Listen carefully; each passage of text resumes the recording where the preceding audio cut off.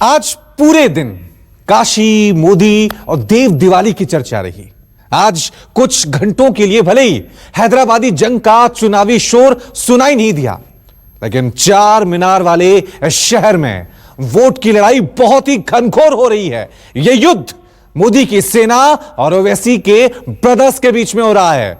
BJP battalion Hyderabad फतह करने निकली है और ओवैसी भाईजान की फौज उन्हें रोकने में जुटी है। सवाल यह है कि आखिर अपने मिशन में कौन कामयाब होगा।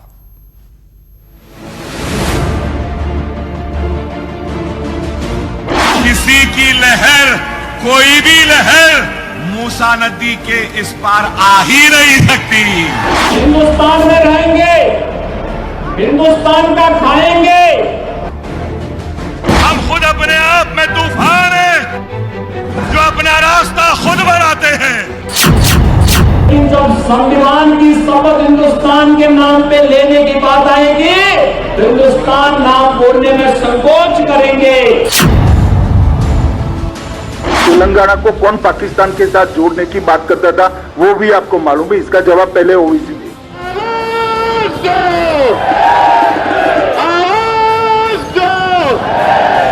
अमित शाह साहब, हैदराबाद की कहावत है, बिल्ली के ख्वाब में छिछड़े ही छिछड़े रहते।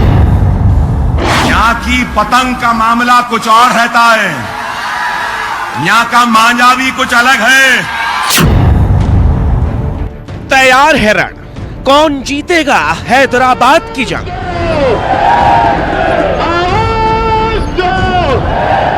तेलंगाना में भारतीय जनता पार्टी की सरकार बनती है तो मित्रों, मैं आपसे कह सकता हूं, ओबीसी को यहां से वैसे ही भागना पड़ेगा जैसे हैदराबाद से निजाम को भागने के लिए मजबूर होना पड़ा था।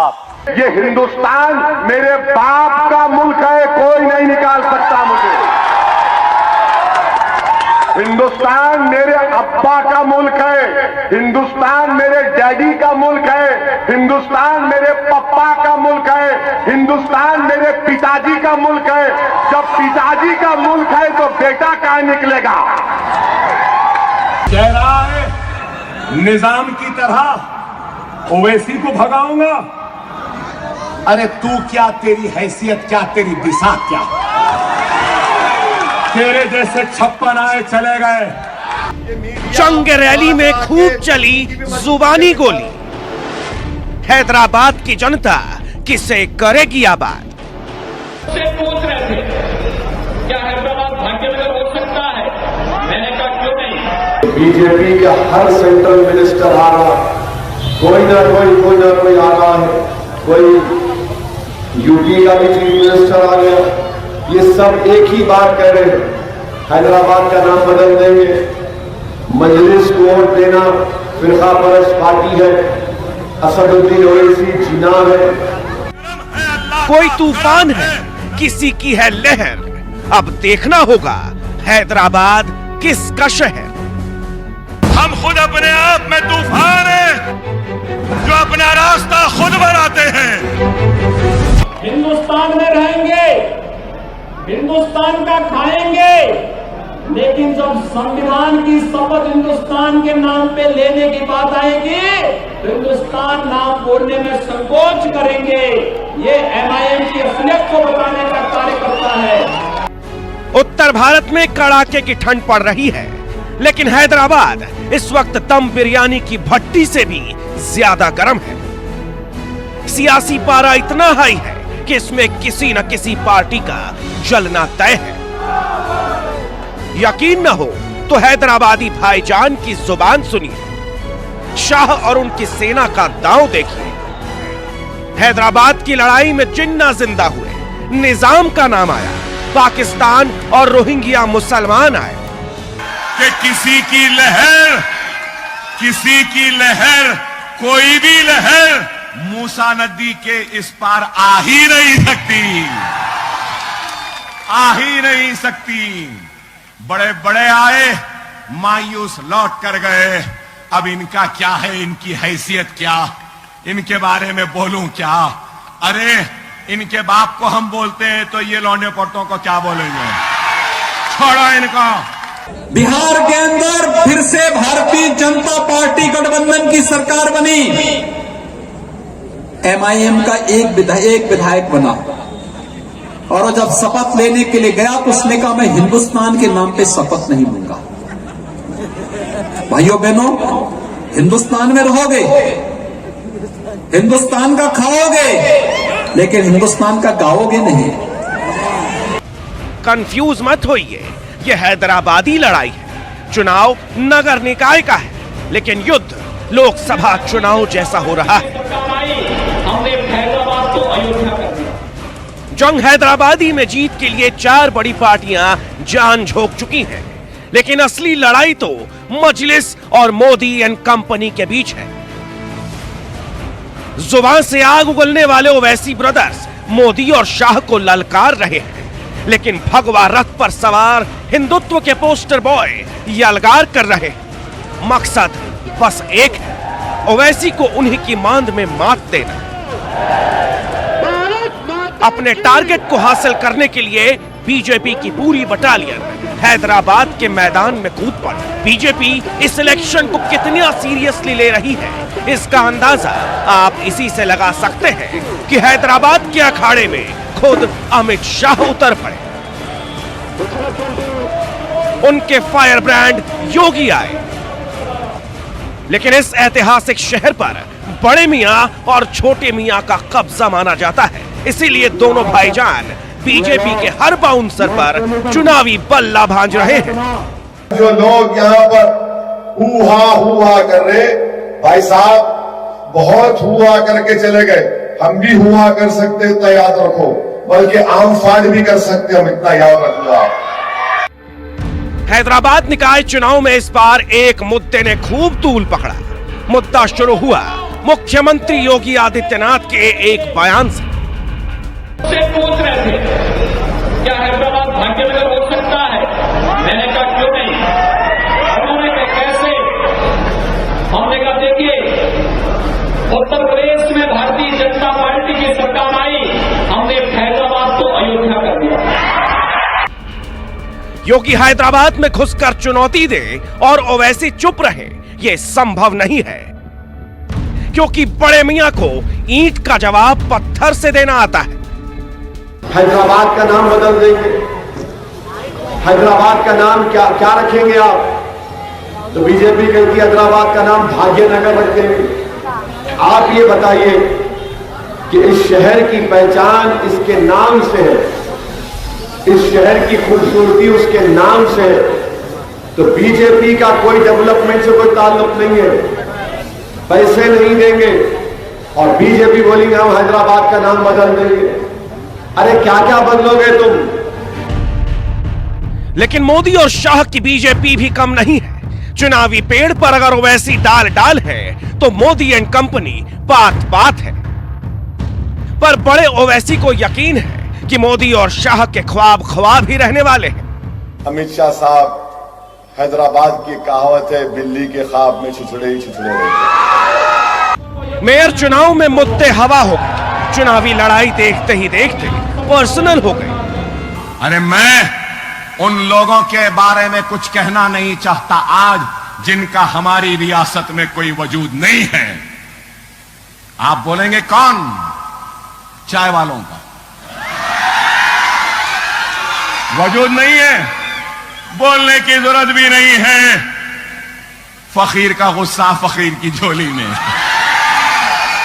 कोई तबसरा करने की जरूरत नहीं है। तुम कितना भी जोर लगा लो, तुम्हारी लहर कितना भी चल लो। देश तो भैया 1947 में बटा था, उसके बाद बटा ही नहीं है। और किसने बांटा था आपको मालूम है?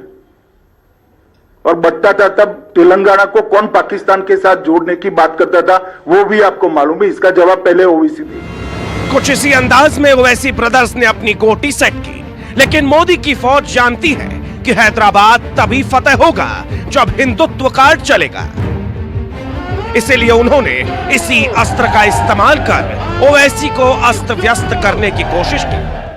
अरे 30,000 अगर रोहिंग्या है तो अमित शाह क्या कर रहे? अमित शाह सो रहे। और ये एक बार लिख कर मुझे दे दे, बांग्लादेशी और रोहिंग्या को निकालना है, बाद में मैं करता हूं, जरा लिख कर देने के लिए बोल दीजिए उनको। सिर्फ चुनाव में बात करने से नहीं होता है, जब निकालने के लिए पार्लियामेंट में बहस होती है, कौन इनका पक्ष लेता है देश की जनता जानती है, सबने लाइव टेलीविजन पर देखा है।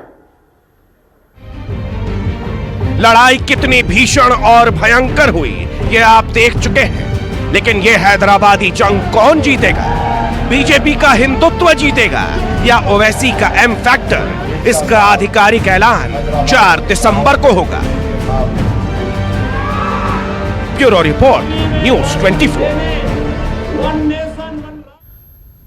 तो ग्रेटर हैदराबाद नगर निगम चुनाव में बीजेपी ने पूरी ताकत झोंक दी है। बीजेपी के केंद्रीय मंत्री, पार्टी अध्यक्ष, यहां तक कि गृह मंत्री मैदान में उतर गए हैं। सबसे पहले वो लिस्ट देखिए, बीजेपी के कितने नेता मैदान में उतरे हैं। स्मृति ईरानी ने हैदराबाद में रैली की। केंद्रीय मंत्री प्रकाश जावड़ेकर भी चुनावी मैदान में उतरे। बिहार में चुनाव की रणनीति बनाने वाले भूपेंद्र यादव को इस चुनाव की जिम्मेदारी सौंपी गई है। इसके अलावा देवेंद्र फडणवीस ने रैली की। बीजेपी युवा मोर्चा के अध्यक्ष तेजस्वी सूर्य लगातार वहां पर डेरा डाले हुए थे। यूपी के मुख्यमंत्री योगी आदित्यनाथ भी हैदराबाद के इस जंग में कूद पड़े और कई बयान दिए, और कोई कोर कसर उन्होंने वहां पर छोड़ी नहीं। इसके लिए अमित शाह भी पार्टी की जीत सुनिश्चित करने के लिए मैदान में कूद पड़े। इन चेहरों को देखिए, यह बीजेपी की टॉप लीडरशिप है। इन चेहरों से ही आप अंदाजा लगा सकते हैं कि बीजेपी के लिए हैदराबाद नगर निगम का चुनाव कितना अहम हो गया है। वहीं बीजेपी जब इस चुनाव में कूदी तो मामला दिलचस्प होना लाजमी है। साथ ही चुनाव प्रचार के दौरान यह भी साफ हो गया कि इस बार बीजेपी और ओवैसी की पार्टी एआईएमआईएम के बीच टक्कर सीधी है। ऐसे में इस बार चुनाव प्रचार के दौरान मुद्दे क्या क्या उठे, जरा यह भी जान लीजिए। बीजेपी मैदान में है तो राष्ट्रवाद का मुद्दा बनना लाजमी है, लेकिन इस बीच रोहिंग्या मुसलमानों और अवैध प्रवासियों का जिक्र भी खूब हुआ। इस चुनाव में जिन्ना का जिन भी जिंदा हो गया। वंशवाद की राजनीति भी खूब इस पर चर्चा हुई। साथ ही सर्जिकल स्ट्राइक के नाम पर भी वोट बटोरने की कोशिश की गई। अब सवाल यह उठता है कि जहां बीजेपी का जनाधार इतना अच्छा नहीं है, वहां आखिर बीजेपी इतना जोर क्यों लगा रही है? गृह मंत्री, पार्टी अध्यक्ष समेत यूपी के सीएम तक को मैदान में क्यों उतरना पड़ा? अचानक से एक निकाय चुनाव के लिए आखिरकार बीजेपी ने पूरी मशीनरी क्यों झोंक दी? इस रिपोर्ट में यह तफसील से समझिए।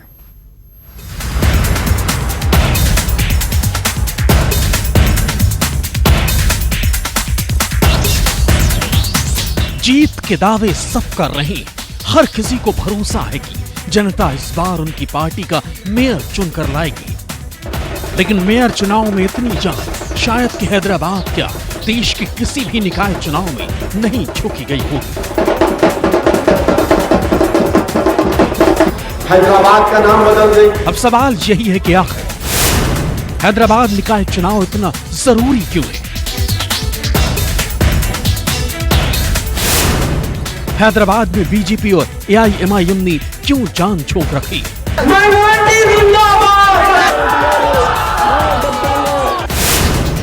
मेयर के चुनाव में शाह, योगी और नड्डा जैसी धुरंधर को क्यों कूदना पड़ा? सरकार को 6 वर्ष हो गए, तेलंगाना बने हुए 6 वर्ष से निभा चुके हैं। असल में हैदराबाद निकाय चुनाव फिलहाल राष्ट्रीय राजनीति का केंद्र बन गया है। इस पर देश भर की निगाहें ग्रेटर हैदराबाद नगर निगम चुनाव को 2023 के तेलंगाना विधानसभा चुनाव का लिटमस टेस्ट भी माना जा रहा है। लिहाजा बीजेपी इस चुनाव को हैदराबाद में अपनी मौजूदगी कायम करने और तेलंगाना में सियासी आधार बढ़ाने के मौके के तौर पर देख रही है।